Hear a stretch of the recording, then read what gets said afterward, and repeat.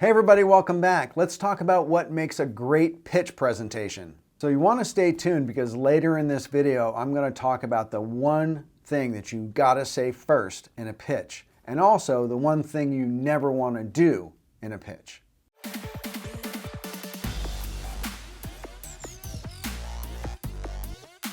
So I've got a little experience with pitching. I've had a 25+ year career on both the corporate and the agency side. So I've prepared pitches and given pitches to a host of Fortune 500 clients, from GE to J&J, P&G, Safeway, Del Monte, Chevron, Coca-Cola, PetSmart, Disney, the list goes on. I've also been on the receiving end of pitches by consultancies, by global agencies, by local agencies, by freelancers and vendors. I know what goes into a great pitch. I know what to include, what not to include, how long it should be, things about pacing and watchouts, and also what to say and what you definitely don't want to say. So let's dive into it. Now, first of all, pitching in person is always preferable. Number one, because it's harder to blow you off and end the meeting because you're there physically. The other is that it's much easier to make a deep personal connection, and deep personal connections and conversations are what win pitches. You can pitch digitally or virtually. It's okay, but it's definitely not ideal. You always want to make sure, if you are pitching digitally, that you can see the client all the time and that they can see you all the time. You may present a presentation slideshow, and if it's full screen, you want to make sure that they can see you and you can see an image of them throughout the presentation, because you want to pay attention to their body language, their face, how it seems like they are reacting to the presentation. There are tell signs in there which will tell you whether they're interested, whether they're getting bored, and things that will inform pacing. You want to use some sort of a slideshow. In the industry, we call it a deck. A deck is like a PowerPoint presentation or a keynote document. If you're a creative agency, you want to make sure that your slideshow is really beautiful, that the design is really top-notch. But you don't want to design it to such an extent that it sacrifices the communication of the information, because pitching is all about information. There are two main parts to a pitch deck. Number one, what you do, what's your special sauce? And number two, how you've helped clients doing what you do. Because really, the pitch is not about you, it's about them. Okay, let's start with part one, what you do. You want to start off with a short section, about 5 slides, no more than that, introducing your agency. This could be how many offices you have, where you're located, what the scale of your agency is, how many staff you have, maybe a little bit about the leadership or the offices. You also want to include a capabilities list, so a bullet-pointed list of your key capabilities, things like design or strategy or naming or advertising or media, whatever that is. The next section is where you talk about your processes. This should be around 10 slides. Depending on the type of business you're in and the type of product or service you offer, this could be things like discovery or strategy or design, user research, production, implementation. And then you want to talk about how you do what you do. So what are the stages of interaction that you're going to have with the client throughout a project? In this section is also where a lot of agencies usually try to name their processes to make them feel and sound more proprietary. One of the things I've found over my years, though, is that a lot of that can be smoke and mirrors. A lot of design and strategy processes are very similar under the hood. But that doesn't mean that you shouldn't try to differentiate yourself in some sort of fashion. The next section is you want to show who you've helped. This is probably the most important part of a pitch presentation, where you're showing 2 or 3 case studies of clients that you've helped, what you've developed for them, and what the result of that work has been.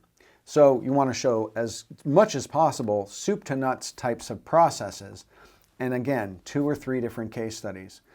Preferably, you want to do this within category. So if you're pitching to a food and beverage client, you want to show like types of companies in the same industry when you're showing your case studies.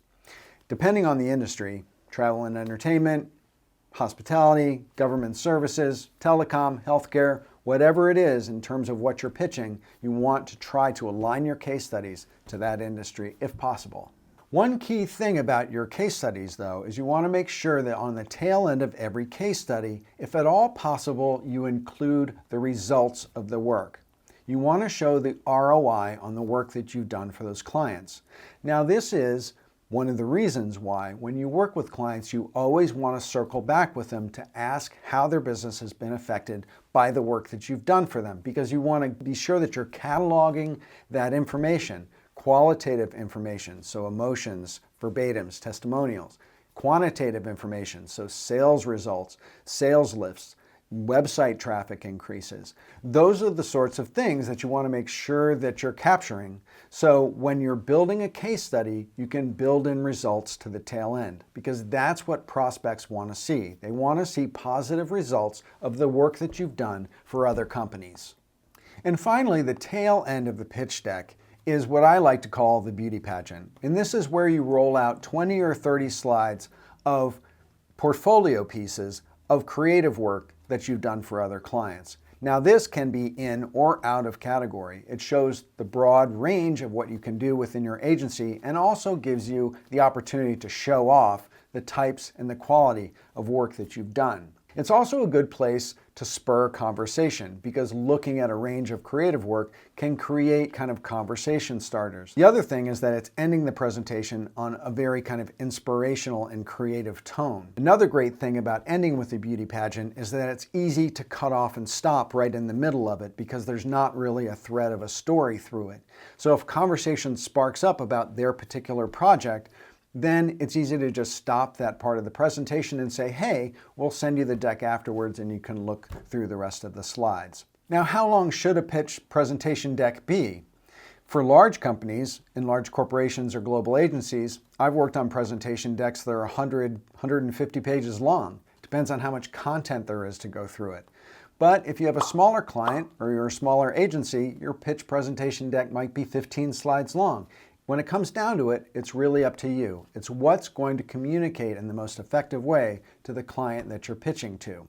It also has to do a little bit with the type of culture of that company. So you want to dig into that if you can prior to the pitch, so you align how you're communicating with what that company usually wants to receive. At the beginning of the video, I said I was going to share the first thing that you got to say in a pitch presentation. And here it is. The first thing that you do after you go around the room and introduce yourselves is you say, what are the challenges you're having in your business? Or, what's the problem that you're looking to solve right now? Or, what's your competition doing that's keeping you up at night? Why do you ask questions like this? You do it because the answers that you get back are going to expose the hot buttons that you want to press throughout the pitch presentation. Meaning, for instance, say the client says, we're having trouble getting traffic to our website, or we haven't had the expected lift that we wanted out of our last product launch, or our competition is being more innovative. If they say things like that when you're giving your pitch presentation and explaining your processes and walking through your case studies, what that does is it gives you a topic to really push on, or to really talk about, or really focus in on in those case studies, or in just about everything that you say. You want to make sure that you're pressing on those hot buttons, that you've heard them, you understand them, and those are the sorts of problems that you can solve. Now, how do you tell if you've had a successful meeting or had a successful pitch? That is, short of actually getting awarded the work. When you ask those questions leading into the meeting, and it devolves into communication and a conversation about the company's needs and their wants, you are establishing that rapport. You're getting them to like you. You're getting them to understand that you care about them and that you want to solve their problems. And in the end, that's all they're really going to remember. People want to do business with people. They don't want to do business with agencies. I had a managing director that I work with once say this to me. He said, if you can go into a pitch and never get to the deck and just have a conversation, chances are you're going to win it. So what you can do, if that's the case, is after you have the conversation and you've established that rapport and you've shown them that you care, you can just say, hey, sorry we've run out of time. We'll send you the deck later and you can go through it at your leisure. And if you have any questions, you can ping us. Now, also at the beginning of this video, I said I was going to share the one thing to never do in a pitch. And here it is. You never want to use long prose copy or long bullet points in a pitch deck. You want to use headlines or single words. Why is that? Now think about it. If you're showing a pitch deck that has a lot of text on the slides, you're looking up at the slide, the client's looking up at the slide, you're going to be more apt to want to read through that prose copy on the deck. And the client's reading through it too. He's reading ahead of you. He already knows what you're going to say. So that makes a boring meeting for everybody. You want to be really practiced when you go into a pitch. You want to give yourself just single words or headlines that are going to prompt your memory of what you want to talk about. You want to practice it. I actually recommend recording it on a phone or a camera so you can look back at it. Number one, by looking back at yourself presenting over and over, it will cement what you're going to say, what you're going to talk about in the pitch in your head. It's like listening to a record over and over. You start to remember the lyrics, so to speak. And you also will notice if you're doing anything annoying, right? So if you're doing too many ums or ahs, or you're using your hands too much, or you're pacing back and forth, whatever that is, recording it will be helpful in showing you those things and will help you refine your pitch to being as sharp and poignant and powerful as it can possibly be. So let's review the top 10 key things about pitch presentations you want to remember. Number one, you want to ask what they're struggling with right out the gate. Number two, listen to that answer. Number three, establish that rapport, develop that personal relationship. Number four, don't rush into the deck. Take time to have a conversation. Number five is hit on those hot buttons once you're presenting. Pound away at those hot buttons to let them know you heard them, you heard their problem, and that you know what to do to solve it. Number six is share how you've helped others. Number seven is prove those results. And number eight is don't write a book, just voice it over. Use single words or headlines. Number nine is in the beauty pageant, you got to wow them with the beauty.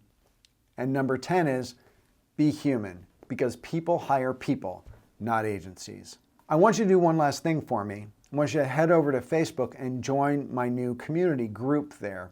It's called Brand Design Masters. It's a private group, and it's full of creative professionals and entrepreneurs who are all masterminding together to help themselves grow, learn new things, improve their strategy skills, their design skills, their marketing skills, their personal branding skills. It's awesome. You're really going to like it over there. So go over there and apply to get in. And with that, thanks again for watching. Make sure you hit the subscription button and bang that notifications bell so you can get alerted when I go live or when I post something new. And with that, thanks again for watching. Bye for now.